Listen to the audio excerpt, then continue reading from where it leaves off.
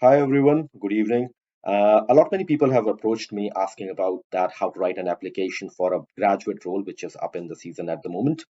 And rather than how to write an application, I would like to suggest you that what are the top mistakes that most of the applicants make while writing an graduate applications to big four companies and maybe other companies as well. So today I'm going to talk about the top five reasons where you guys can make mistakes. So it is very much imperative that you look about these five mistakes, understand that what these mistakes are, and parallelly I would also be telling you that how to avoid those five mistakes, most importantly, on which the applications get rejected. So just before I start, I would like to give you a quick introduction about myself. My name is Raghav, and I'm not only a career mentor, but also I work for a large technology company based in Ireland. And today, let's talk about the top five mistakes that usually people do. The first mistake that people, while writing the application, do is they have a lot of myths. One of the myths is that if you don't have a good college name, or if you don't have a good academics, it's going to be it's going to be not good for your application, which is not the case. It is not the only criteria. If you'd go back to all the big fours or other companies, if you would see that most of the companies try to address your application on a very holistic basis. Your academic grades will not be the sole criteria for your application assessment. So they try to look forward first, whether you can take under pressure or not. Academic grades is yes one of the criteria, but it is not the only criteria. Although they have the baseline mark as your grades should not be below 2:1, which is the baseline criteria for many of the graduate programs. But if you meet up these criteria, then you go back into the pool where they try to understand many things about yourself. They would like to understand that what whether you are able to take the pressure. The graduate program, it consists of it's a very high intensive program, so whether you can cope up with those intensity or not. They would like to understand your personal behaviors. They would like to understand, most importantly, I would say this is one of the most important criteria, that the graduate role that you are looking forward, it does meet your overall career goals or not.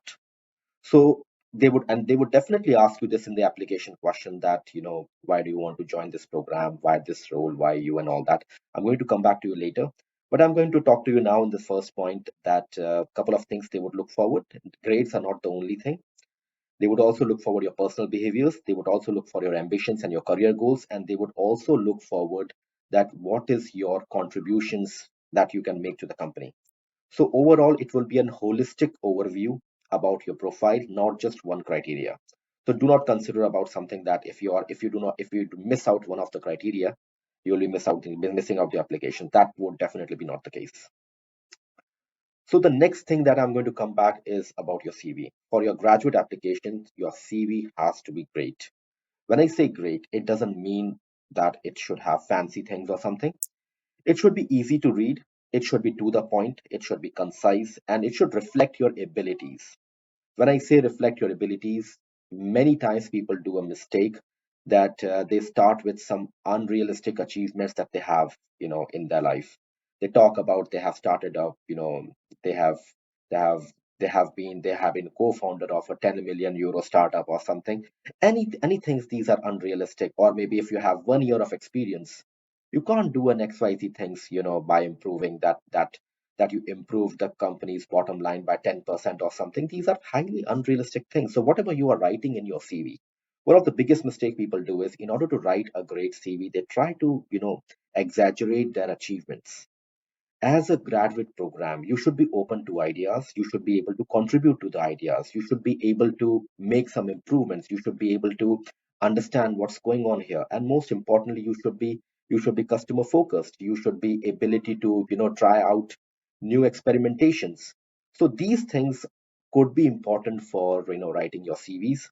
But any kind of, fancy achievements which you have not done and anything, it is absolutely not required, and please do not do so. This is one of the biggest mistakes, that in order to write a great CV, people go beyond the line, which is not true and which is not needed. So these kind of CVs are rejected on as quickly basis as they can. So avoid these kind of issues. That's the second mistake people do. The third biggest mistake that constitute of the most important reason for your rejection for graduate program is your application questions. So let's take an example. that you're applying for a big four companies, could be EY, Deloitte, PwC, or maybe KPMG. If you're applying for these questions and they are asking you for, why EY or maybe why any company. So if they are asking you this, it should not be a copy paste from your website, from their website. Most of the people, what they do is they are not prone to research. They look forward to the website, understand three, four, five things, and just copy paste that. Maybe in that different language, but they try to do that. And this is one of the key difference. I would definitely say that the difference between an applicant who has been called for the interview and the applicant who hasn't been called for the interview, this question can make a difference. So what you all need to do is, apart from the website is a very basic thing that you need to go for the company, but I would also like you to do a bit of a research. Some of the sources of research could be their LinkedIn profile, company LinkedIn profile. If you want to see some kind of recent changes in the company or recent programs they have introduced, or maybe anything they are supporting for our community social welfare or something, look about that Twitter handle as well. Twitter handle give you a great idea about what the company is doing on real time basis. If you are if you are more keen, the best way out about understanding about the company is talk to their employees, talk to the people who are working in. They will give you more things about. If we talk about like one of the big four companies, EY, so you can talk about that, what kind of innovation they are driving in. You can talk about what kind of tech MBA program they have, or maybe you can talk about a couple of things like what kind of support system they have. They have a buddy system, they have a counselor system, that someone who's not your reporting manager is also your counselor, who counsels you, who guides you for your further career way. It also helps you in terms of planning a well defined career goal path for you. So these are very much crucial. And one of the best thing is about talking about why this company is, you try to understand that what is a unique proposition this company has to offer to you, not to anyone else. Okay, so understand this thing. Whenever people ask this question, why this company, and when people write the answer, they also start singing about the good things the company do. No, it's about why this company is good for you. You can talk about that, how, what kind of well defined career path they have for their employees, what kind of engagement they are creating, and what kind of innovation they are bringing up in terms of technology, in terms of data analytics, or in terms of consulting. What it's going to have impact on you, that you are going to learn the new things which a company is employing.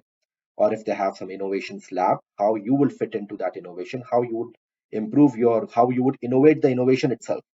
So that kind of things people would like to see. And if you think that that particular company is different from its competitors, and that is why it's attracting you, talk about that as well. This is one of the most common questions people ask. Second question in the applications, people ask about why you. And this is important thing, and people mistake a lot on these questions.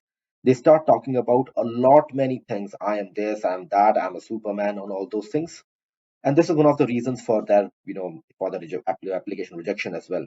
What people would like to see in you, they would like to see in the small things, that how you have contributed to the small things, and how you have made some achievements out of it. It is not necessary that you would always be an achiever. You could be a failure, but understand this thing, that if you are learning from a failure, it could also be a good achievement. So what people would like to see in you is, first of all, how do you see the thing? How do you see the world? How do you see the problems? If you are the person who have faced a lot of problems, how you have solved these problems. If you are a person who's not able to cope up a particular problem by yourself, how you have engaged with your team, how you have contributed and formulated a team to work it out towards. It could not only be your professional problem, it could be your academic problem as well, or it could be a problem within your life as well.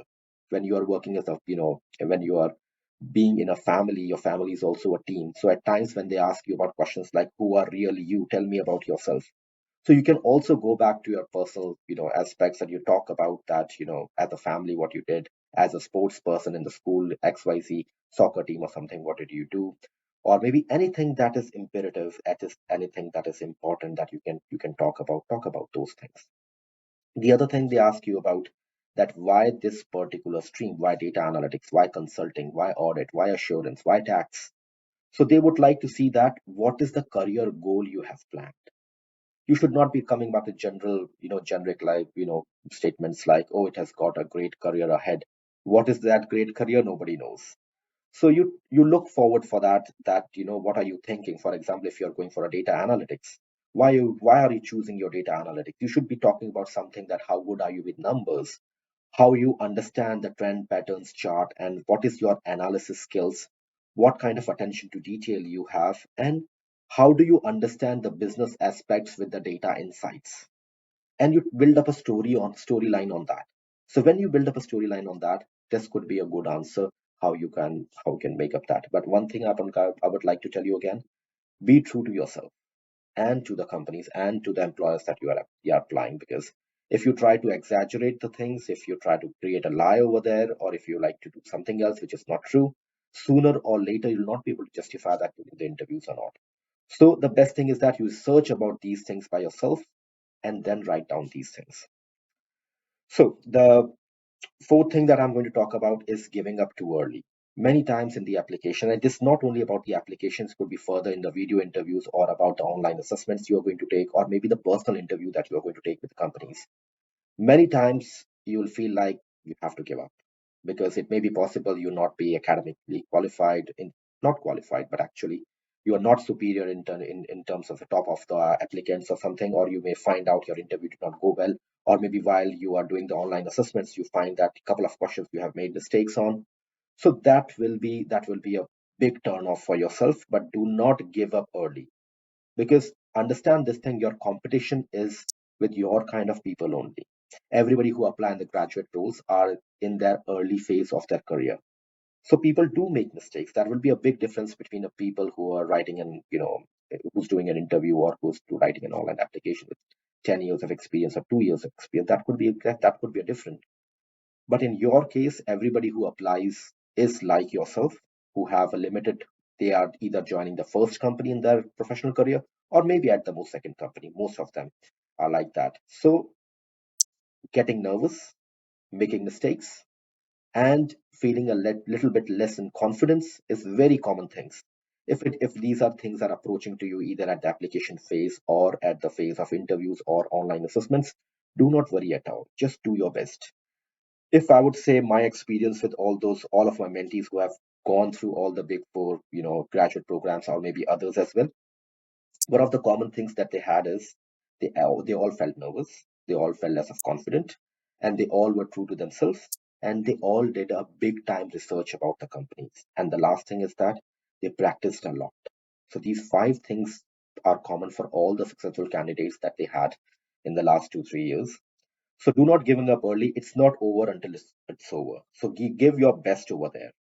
And the fifth mistakes people do is, especially in terms of writing the CVs or in terms of explaining themselves in the video interviews or even in the interviews, people use a very grandiloquent, language, a very pompous language. They try to, figure it out that it is, it is great vocabulary to use and XYZ things. Do not try to exaggerate yourself. This is what I have been telling from time and time. So try to use a language, try to use examples which is very much close to your real time examples, which are extremely, that you can explain it very well in a very simplistic language. So simplicity, yet I would say power.